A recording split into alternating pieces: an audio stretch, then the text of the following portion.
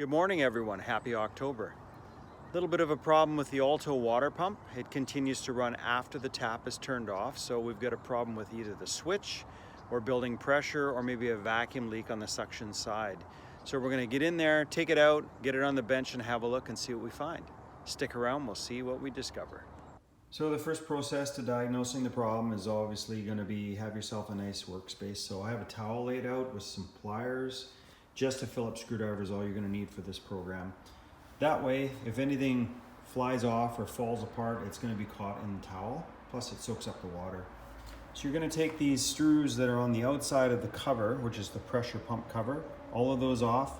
You can take the screws off for the pressure switch as well as the pressure bypass. And once that happens, you've got it all apart. There's nothing else you can really service on this pump.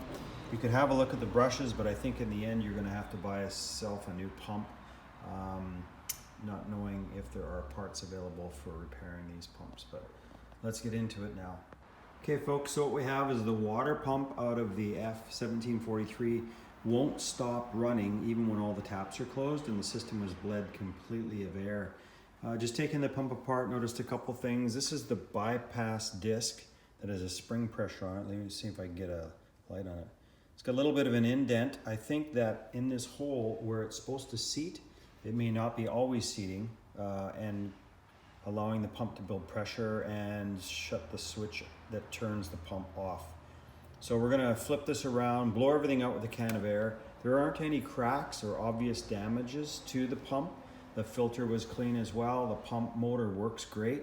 The valve assembly, which is this guy here, looks good as well. There doesn't seem to be any crap that's stuck in it.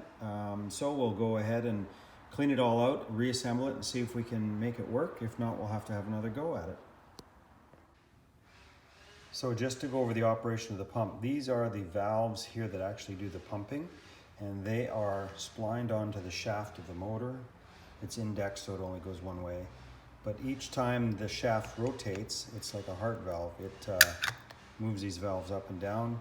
And these ones that we were talking about earlier are the check valves for the situation. So the valve pumps the water isn't allowed to backflow, and then the next valve takes over and increases the pressure and the volume. So pretty simple pump. I'm going to go ahead and put it back together, reinstall it in the trailer and see what happens. So we seem to have found the problem. So in this valve assembly, because these are check valves basically, in this little spot above my thumb there's a piece of Teflon tape or manufacturing leftovers that's causing the valve to not shut completely. You can see it's just a little bit there in the corner.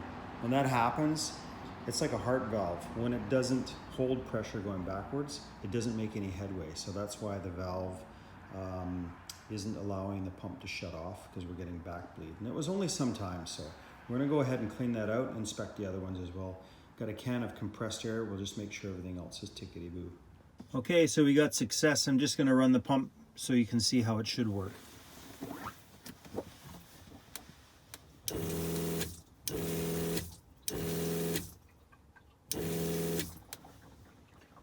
It should shut off immediately when you close the valve, and it's doing exactly what it should do now. So, saved ourselves a pump. Great success.